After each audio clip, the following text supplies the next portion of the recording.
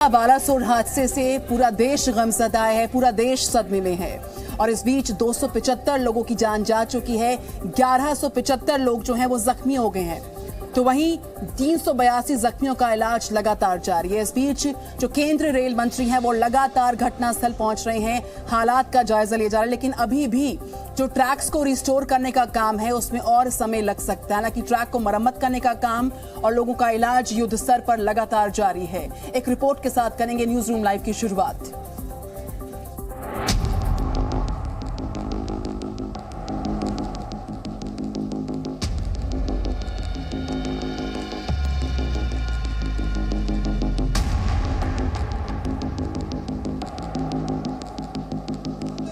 ओडिशा के बहनागा बाजार में हुए रेल हादसे पर जी न्यूज ने आपको जो खबर सबसे पहले बताई, उसी पर रेलवे बोर्ड ने भी मुहर लगाई।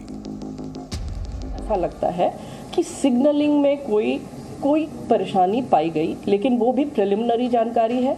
हमारे जो कमिश्नर ऑफ रेलवे सेफ्टी हैं उनकी जांच चल रही है, इसलिए उनकी जांच कंप्लीट हुए बिना हम लोग कुछ भी नहीं शेयर कर सकते हैं अभी डिटेल में, क्योंकि जो भी हम कहेंगे अगर वो गलत हो गया तो फिर वो ठीक नहीं होगा।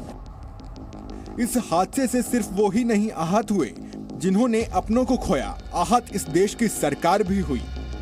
खुद प्रधानमंत्री ने राहत और बचाव में तेजी लाने के निर्देश दिए और ये भी बता दिया कि हादसे के जिम्मेदार बचेंगे नहीं।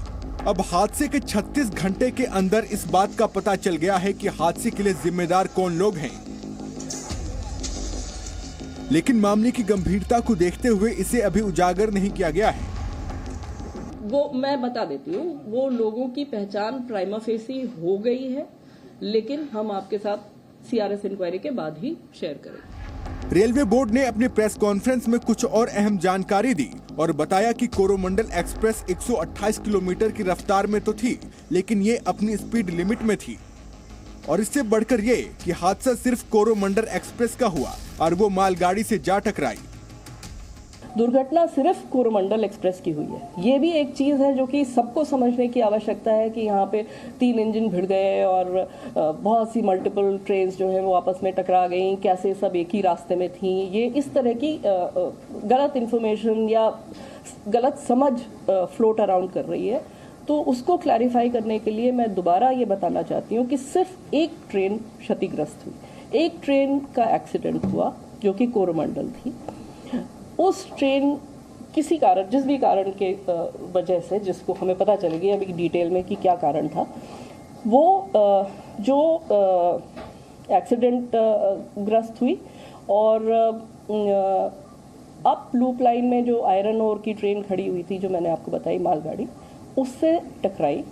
उसके ऊपर उसका इंजन चला गया, उसके कुछ कोचेस चले गए और ये इतना तेज इम्पैक्ट था वो बेसिकली इसलिए था क्योंकि ट्रेन अपनी फुल स्पीड पे थी। दरअसल मालगाड़ी में लोहा लदा था और इसका वजन इतना ज्यादा था कि कोरोमंडल एक्सप्रेस की भयानक टक्कर के बावजूद मालगाड़ी की बोगियां टस से मस नहीं हुई। लगभग यहाँ पे इस सेक्शन पे इस गाड़ी के लिए 130 किलोमीटर की परमिटेड स्पीड है, वो 128 किलोमीटर पर आवर पे था, जो कि हम लोगों ने लोगों के रिकॉर्ड से भी कंफर्म किया है। वो 128 किलोमीटर पर आवर की स्पीड पे था कोरोमंडल वाला। और दूसरी डायरेक्शन से यशवंतपुर जो आ रही थी वो भी 126 पे थी, वो भी 130 पे परमिटेड है, वो भी 126 किलोमीटर पर आवर पे थी। इनके सबके लोगों के डेटा से हम लोगों ने ये कंफर्म भी कर लिया है कि ये स्पीड थी गाड़ियों की, जो कि उनकी परमिटेड स्पीड के अंदर थी, लिमिट पे थी। तो ओवर स्पीडिंग की कोई बात नहीं थी। सिग्नल एकदम जो उसको दिख रहा था ग्रीन था। रेलवे बोर्ड की इस दलील की तस्दीक घटना स्थल से भी हो रही है, क्योंकि आप देख सकते हैं कि कोरोमंडल एक्सप्रेस के कोच मालगाड़ी की बोगियों के ऊपर चढ़ गए हैं। रेलवे बोर्ड ने अपने प्रेस कॉन्फ्रेंस में जोर देकर कहा कि अभी जो जानकारी साझा की जा रही है वो प्राथमिक जांच के आधार पर है और कुछ बातें ऐसी भी हैं जिन्हें अभी साझा नहीं किया जा सकता। ओडिशा में हुए रेल हादसे के बाद से ही खुद रेल मंत्री ग्राउंड जीरो पर मौजूद हैं और प्रधानमंत्री उनसे इसका अपडेट भी ले रहे हैं। दर्दनाक हादसे का अंजाम कितना भयावह हुआ ये हम आपको दिखा रहे हैं। जाहिर है इतनी भयंकर भूल के लिए किसी को बख्शा नहीं जा सकता। ब्यूरो रिपोर्ट, जी मीडिया। और ओडिशा के बालासोर में जो भीषण रेल हादसा हुआ है उसके 42 घंटे के बाद रेलवे बोर्ड ने जब प्रेस कॉन्फ्रेंस की तो उसी खबर पर मुहर लगी है जो जी न्यूज ने आपको सबसे पहले दिखाई थी। देखिए, बहाने का बाजार के पास यह हादसा हुआ और जिस तरीके से हादसा हुआ उसमें सिग्नल सिस्टम में खामी का जिक्र शामिल है। तो 2 जून की शाम 6:55 पर यह हादसा हुआ। हादसे के कारणों का पता चल गया, यानी कि जो रूट कॉज है वो आइडेंटिफाई हो चुका है, ये कहना है रेलवे का। लूप लाइन पर मालगाड़ी को रोका गया था और हादसे के वक्त 2 ट्रेन्स वहां पर खड़ी हुई थी। तो इस पूरे हादसे के करीब 42 घंटे के बाद रेलवे बोर्ड ने प्रेस कॉन्फ्रेंस की और जी न्यूज की टीम लगातार ग्राउंड से रिपोर्ट कर रही है। हमारे साथ शिवांगी ठाकुर हैं जो लगातार इस खबर को ग्राउंड से कवर कर रही हैं। पूजा मेहता मेरे साथ लगातार हैं। शिवांगी ठाकुर, पहले आपके पास आती हूं। रेस्टोरेशन, रेस्क्यू और इन्वेस्टिगेशन, इन तीनों स्तर पर युद्ध स्तर से काम चल रहा है। आप चूंकि ग्राउंड से रिपोर्ट कर रही हैं, इस वक्त आप क्या देख पा रही हैं, बताएं और दिखाएं अगर संभव हो।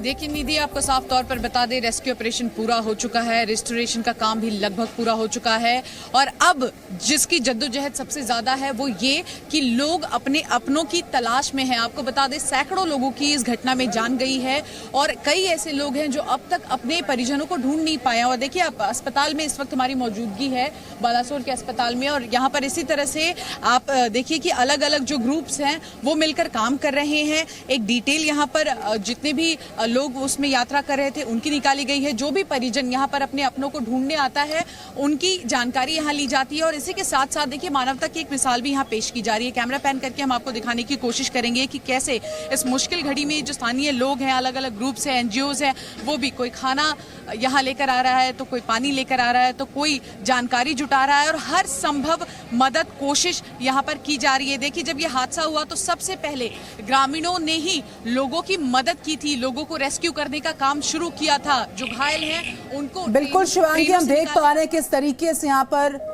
जो पूरा ऑपरेशन है लोगों को बचाने का, सहायता पहुंचाने का, और ग्राउंड से आप रिपोर्ट करिए। इस बीच पूजा मेहता भी ग्राउंड से लगातार रिपोर्ट करिए। पूजा के पास चलते हैं। पूजा, सूत्रों के हवाले से सबसे बड़ी खबर आपने आपसे कुछ देर पहले ब्रेक की थी और उसी खबर पर देखिए कहीं ना कहीं मुहर भी लगी रेलवे बोर्ड की कि सिग्नल सिस्टम में खामी हुई है। हालांकि जो प्रिलिमिनरी इंफॉर्मेशन है वो जी न्यूज ताजा कर रहे हैं। क्या और डिटेल्ड इंफॉर्मेशन है, क्योंकि अभी भी डिटेल्ड फाइंडिंग्स का आना इन्वेस्टिगेशन से बाकी है। बिल्कुल निधि, जी न्यूज की खबर पर ही मुहर लग चुकी है। रेलवे की तरफ से जो प्रेस कॉन्फ्रेंस की गई उसमें साफ कह दिया गया कि सिग्नलिंग सिस्टम में जिस तरह से गलती हुई उसकी वजह से ही ये पूरा एक्सीडेंट हुआ।